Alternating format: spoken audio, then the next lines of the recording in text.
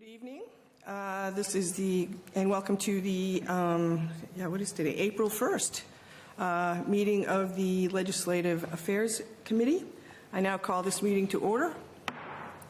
Please be advised that FATV is conducting an audio and video recording of this meeting for public broadcast.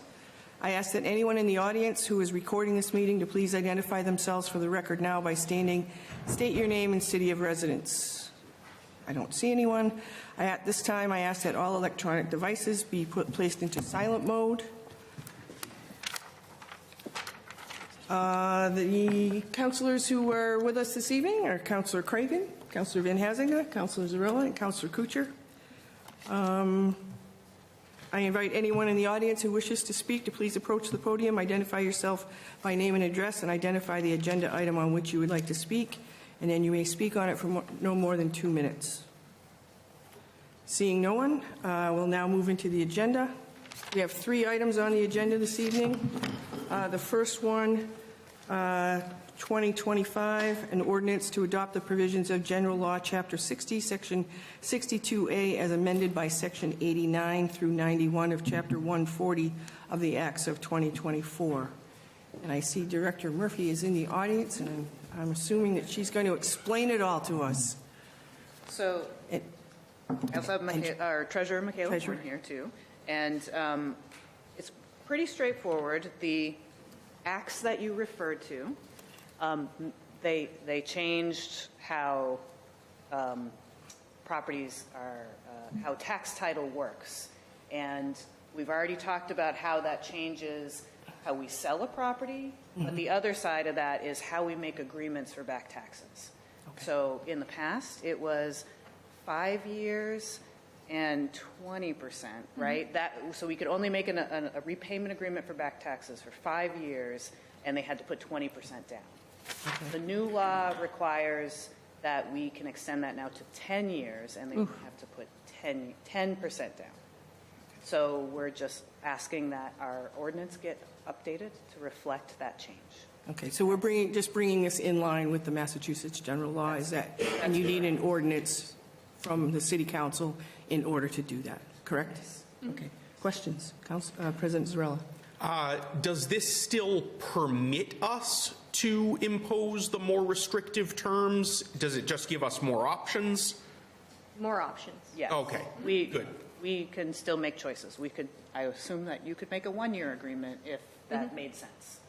Okay, just making sure. And so when does anyone have additional questions? I have one question.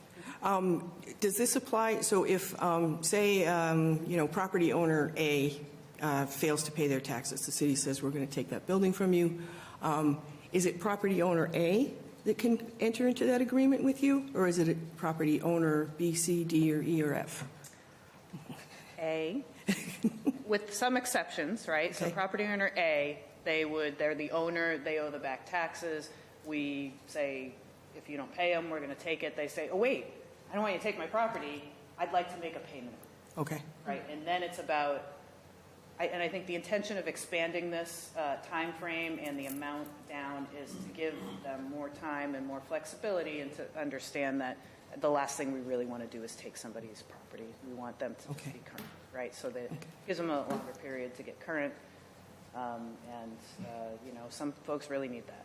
There are some instances, and it has come up recently, where a property gets sold to another entity without those taxes getting paid by the seller. Right. Usually that happens when it's a transaction that isn't going through a title search, right, or something like that. So there are some instances where somebody might buy that obligation. It's rare, and it shouldn't happen often. But yeah, we've just run into that with 533 Main Street. Okay, and then this agreement could come into play? Exactly. Okay. Yes. Any questions? Yes, Councilor Cragen. Thank you. Director Murphy, this is not retroactive? This is kind of, we're starting from scratch here? Or are people who are currently in arrears on their taxes, and I'm thinking of a property on Cully Street to be precise, is it going to be retroactive, like from the time that people who have been in arrears for more than 5 years? Do we count that towards the 10 years, or where do we start the time clock? The 10-year is the term of the repayment agreement. Okay. So it's not how long have they been behind on their taxes. I see. Or when we discovered that they were behind, or when we decided we were going to do a tax title taking. It's just, so I think somebody that owes taxes from years ago but is still behind today would be able to enter into this type of an agreement if we were comfortable with it. I see. Additional question, if that's, thank you. And how are the people who are behind in taxes being alerted that they need to come in and speak to Ms. Horn's, office? How is that information being conveyed? Yeah, there is a process. So we are actually going to start reaching out to people who owe back taxes. Typically, if the owner comes to us, we go through our list and we say, okay, we're going to foreclose on this property. We start the land court process, and the attorney reaches out, and typically that's when they come out of the woodwork. But we're going to start being more proactive in reaching out to people who owe back taxes and just offering the ability to get on a payment arrangement. Is the reaching out going to include the U.S. mail or, certified mail or phone calls or knock on the door? What does that look like exactly, do you think? Probably reaching out by phone or email if we have a contact on file, so we don't always have contact information on file. If we don't, maybe a letter. And then we haven't exactly established how we're going to start reaching out, but I would assume by letter would be the easiest way to contact them. And if I can just add that there's a process that the treasurer's office goes through to just notify folks that's just part of a process that they go through every year. When you're determining who's late on taxes, and they all get notified, and there's a process of people getting put in the paper, I think, their names get in the paper. So this is like after several attempts to notify, that the next step would be to try to pick up the phone and actually reach a person. Every year we do a taking. That's where they get advertised. There's typically 2 or 3 letters that get sent out saying, we're going to advertise you in the paper, we're going to potentially take your property. It gives them a chance to come and pay whatever they owe. What I just said is mostly for people who have already been taken, so properties that are currently delinquent. I see. But When you say taken, you mean started the taking process? Yes, that's right? what we call it. It's a tax taking. I've got 2 more, if that's all right. They're on the matter. So who pays for the ad again, the paper of record would be the Sentinel and Enterprise. That back page is not inexpensive. So the city of Fitchburg pays that. Do we add that to what they owe us, or is that something we just swallow? We add that to what they owe us. Fantastic. And do we have a sense, my final question is, do we have a sense of how many properties are currently delinquent in taxes, like in the dozens, in the hundreds, somewhere in between? I don't have an exact number of properties. I do think our system needs some reconciliation, but the tax delinquent list that I can pull right now is about 6 million. About $6 million in taxes. Yep, but I do think that needs to be reconciled. When we upgraded our Munis software, there was some issues with things reappearing, and we didn't know how to clear them from the books from the past. So I would like to reconcile that list before. I'm very glad. I'm very glad you are moving forward on this. I too have heard the same $6 million owed to the city. That is a very concerning amount. That is 0.9 mil. Well, again, today the federal government has said they're going to be cutting Massachusetts K-12 educational funding, and 6.9 million was the number that came out that Fitchburg will not be able to get from the federal government the way things stand on April 1st. It's not an April Fool's joke as far as I can tell.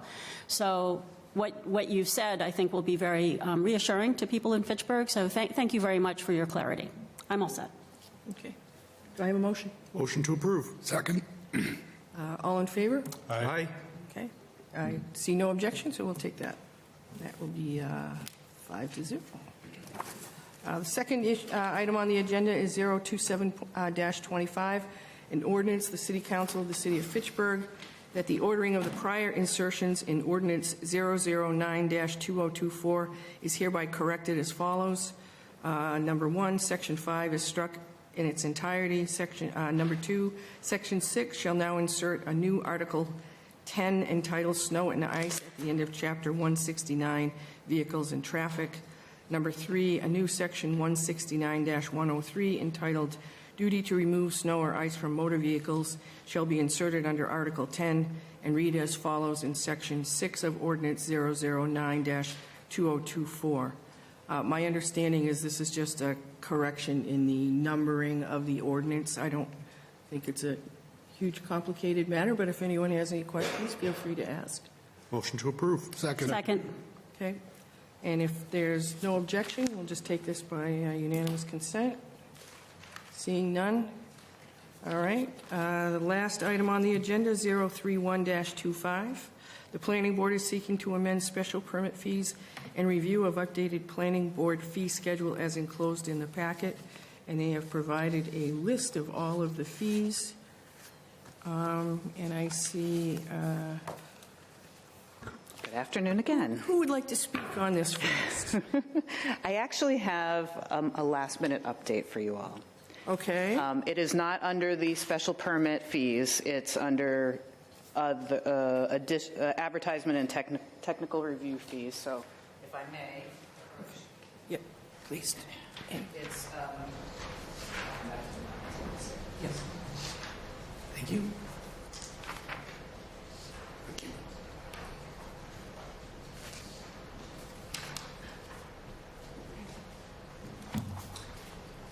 So this correction is under the legal advertisement.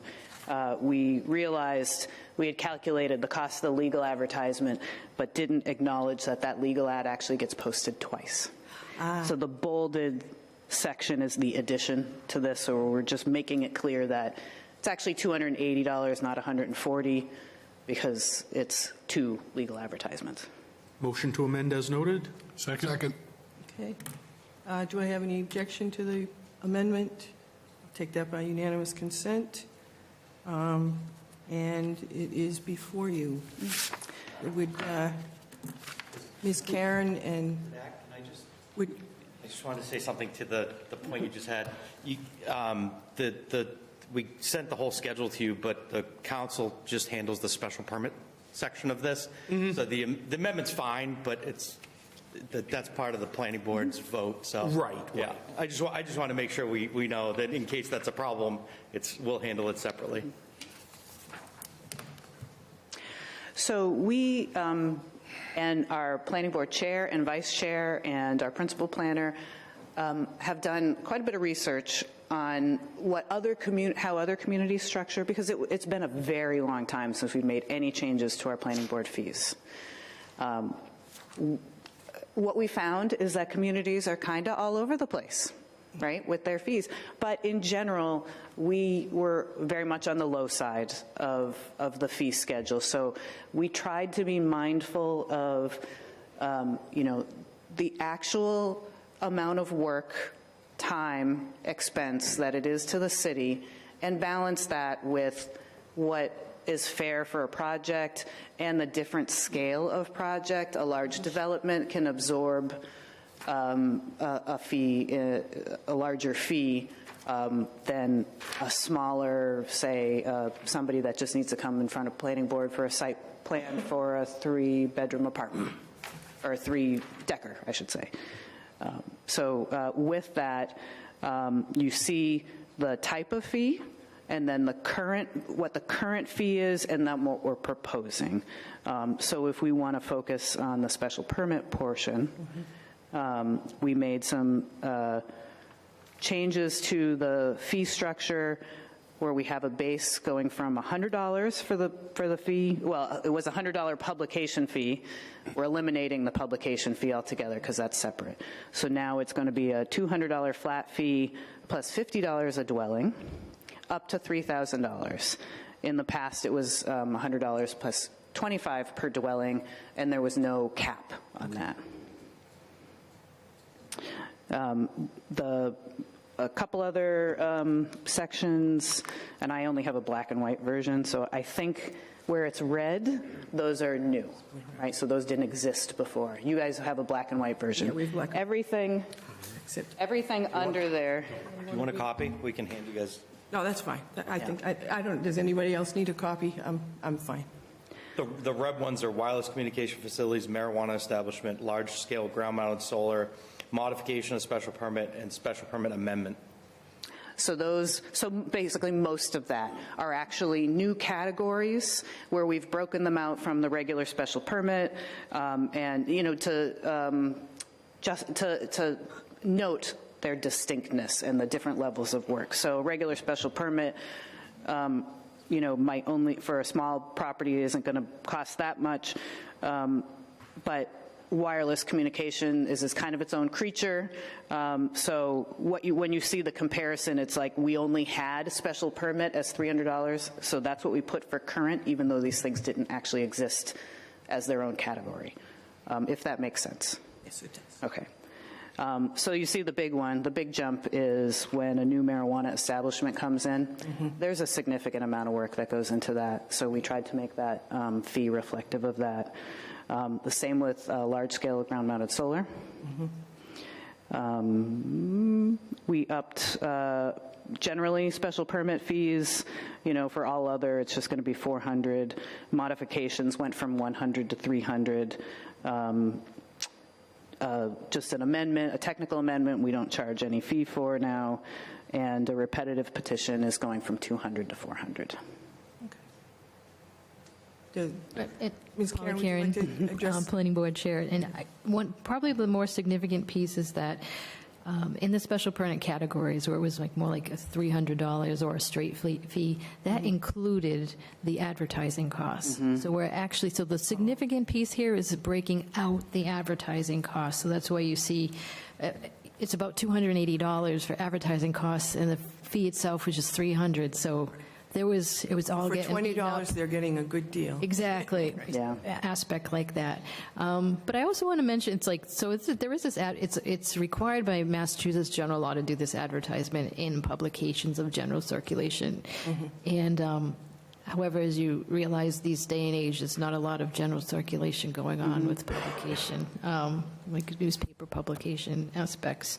So down the road, it might be worth taking a look at we put forth also to the legislature to keep in mind they're making all these changes to the zoning aspects, to take a look at that piece, because they should take a look at that language to see whether or not they could give some relief to that aspect. On top of that, there is some home rule